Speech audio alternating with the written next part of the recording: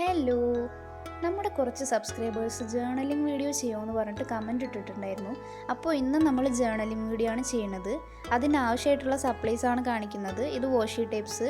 ഇത് ചെയ്യുന്ന വീഡിയോ നമ്മൾ ഇട്ടിട്ടുണ്ട്. അതിൻ്റെ ലിങ്ക് ഞാൻ ഡിസ്ക്രിപ്ഷനിൽ കൊടുക്കാം. പിന്നെ ഈ സ്റ്റിക്കേഴ്സ് ഉണ്ടല്ലോ, ഇത് ഞാൻ പിൻട്രസ്റ്റിൽ നിന്ന് ഡൗൺലോഡ് ചെയ്തിട്ട് പ്രിൻ്റ് എടുത്തതാണ് കേട്ടോ. പിന്നെ ഈ ഒരു വാഷി ടേപ്പ് ഞാൻ എൻ്റെ പഴയ ഇംഗ്ലീഷ് ടെക്സ്റ്റിൽ നിന്ന് കീറിയെടുത്തതാണ്. കണ്ടപ്പോൾ ഒരു വിൻറ്റേജ് ലുക്കൊക്കെ തോന്നി. അപ്പോൾ ഞാനൊരു വാഷി ടേപ്പായിട്ട് യൂസ് ചെയ്യാമെന്ന് വിചാരിച്ചിട്ട് ഇതേപോലെ ആക്കി വെച്ചതാണ്. ഇത് ഞാൻ മുന്നുണ്ടാക്കിയിട്ടുള്ള വാഷി ടേപ്പാണ്. പിന്നെയും കുറച്ച് സ്റ്റിക്കേഴ്സ് ഉണ്ട്. പിന്നെ ഇത് ഞാൻ വരച്ച സ്റ്റിക്കേഴ്സാണ്. നമ്മൾ മുന്നേ കവായി സ്റ്റിക്കർ ഉണ്ടാക്കുന്ന ഒരു വീഡിയോ ഇട്ടിട്ടുണ്ടായിരുന്നില്ലേ, അതിൽ സ്റ്റിക്കേഴ്സാണ്. പിന്നെ ഒരു A4 sheet, brown paper, basic ആയിട്ടുള്ള കത്രിക, പശ, ഇത്രയും സാധനങ്ങൾ മതി നമുക്ക് ഇന്നത്തെ ജേർണലിംഗ് ചെയ്യാനായിട്ട്. ഇന്ന് നമ്മൾ ഗ്രാറ്റിറ്റ്യൂഡ് ജേർണലിംഗ് ആണ് ചെയ്യുന്നത്. അതായത് ഒരു ദിവസം നമ്മുടെ ലൈഫിൽ നടന്നിട്ടുള്ള നമ്മൾ താങ്ക്ഫുൾ ആയിട്ടുള്ള കാര്യങ്ങളൊക്കെ ഒന്ന് നോട്ടീസ് ചെയ്ത് എഴുതി വെക്കുന്നതിനെയാണ് ഗ്രാറ്റിറ്റ്യൂഡ് ജേർണലിംഗ് എന്ന് പറയുന്നത്. അപ്പോൾ നമ്മുടെ ലൈഫിലുള്ള ചെറിയ ചെറിയ കാര്യങ്ങളിൽ നമ്മൾ സന്തോഷം കണ്ടെത്തുന്നുണ്ടെങ്കിൽ ആ ഒരു കാര്യങ്ങളൊക്കെ നമുക്ക് ഇതിൽ എഴുതാം.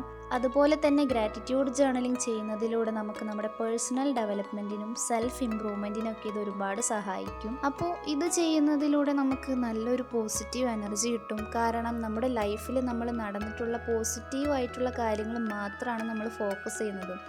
പോസിറ്റീവായിട്ട് നടന്നതും നമ്മൾക്ക് ഹാപ്പി ആയിട്ട് നടന്ന കാര്യങ്ങൾ മാത്രം നമ്മൾ ഫോക്കസ് ചെയ്തിട്ടാണ് ഇതിൽ എഴുതുന്നത്.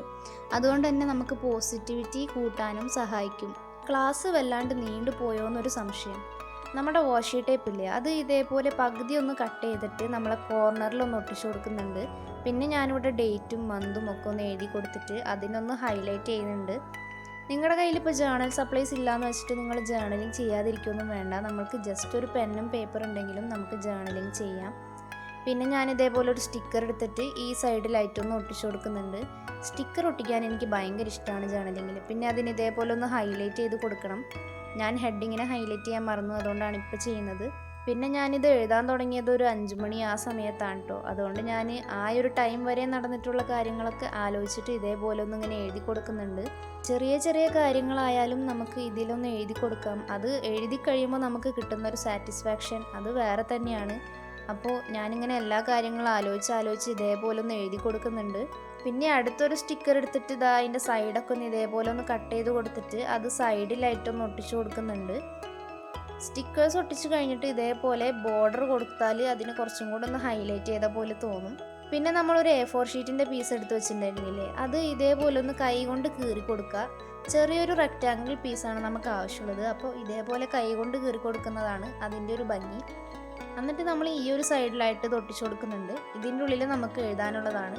പിന്നെ വാഷി ടേപ്പ് എടുത്തിട്ട് ഇതേപോലെ സൈഡിലൊക്കെ ഒന്ന് ഒട്ടിച്ചു കൊടുക്കുന്നുണ്ട്.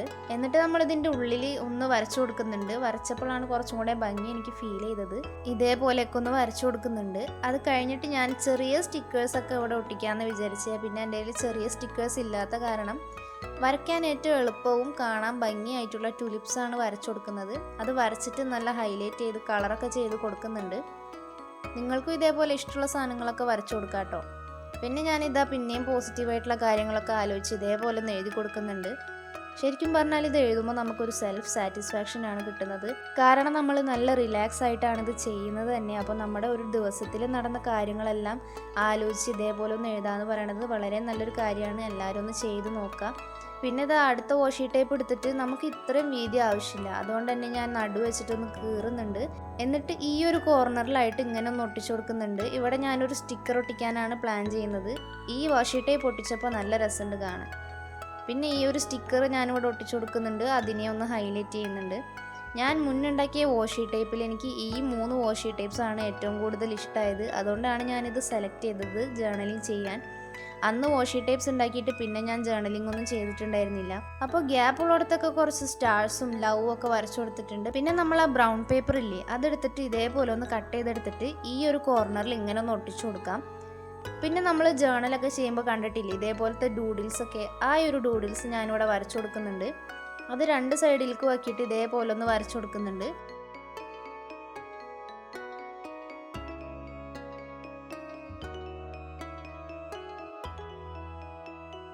പിന്നെ അടുത്തത് ഈ ഒരു വാഷി ടേപ്പാണ്. അതും നമ്മുടെ വീതിക്ക് അനുസരിച്ച് കീറി കൊടുത്തിട്ട് ഞാൻ ഈ ഒരു മിഡിൽ ഭാഗത്തായിട്ട് ഒട്ടിച്ചു കൊടുക്കുന്നുണ്ട്. സത്യം പറഞ്ഞാൽ ജേർണലിംഗ് ചെയ്യുമ്പോൾ എനിക്കിങ്ങനെ സ്പേസ് വിടുന്നത് ഒട്ടും ഇഷ്ടമില്ല. അപ്പോൾ സ്പേസ് ഉള്ള സ്ഥലത്ത് ഞാൻ എന്തെങ്കിലുമൊക്കെ ഇതേപോലെ ചെയ്തു വെക്കും. അടുത്തൊരു വാഷി ടേപ്പ് കീറുന്നുണ്ട്. അത് ആ ഒരു കോർണറിൽ ഒട്ടിക്കാനാണ്. എല്ലാ കോർണറും നമ്മൾ ഇതേപോലെ വാഷി ടേപ്പ് വെച്ച് ഒട്ടിച്ചിട്ടുണ്ട്. പിന്നെ കുറച്ചും കൂടെ സ്പേസ് കണ്ടപ്പോൾ ഞാൻ ഒരു വാഷി ടേപ്പും കൂടെ ബാക്കി ഉണ്ടായിരുന്നില്ലേ, അതും കീറി ഇതേപോലെ ഒന്ന് ആ സൈഡിലൊന്ന് ഒട്ടിച്ചു കൊടുക്കുന്നുണ്ട്. അങ്ങനെ ലാസ്റ്റ് വാഷി ടേപ്പും ഞാനിവിടെ ഒട്ടിച്ചു കൊടുക്കുന്നുണ്ട്. ഇത്രയും ആയി കഴിഞ്ഞാൽ നമ്മുടെ ജേർണലിംഗ് കൂടെ കംപ്ലീറ്റ് ആയിട്ടുണ്ട്. എനിക്ക് വല്ലാത്തൊരു സെൽഫ് സാറ്റിസ്ഫാക്ഷനാണ് ഫീൽ ചെയ്യുന്നത് ഇത്രയും ആയപ്പോൾ.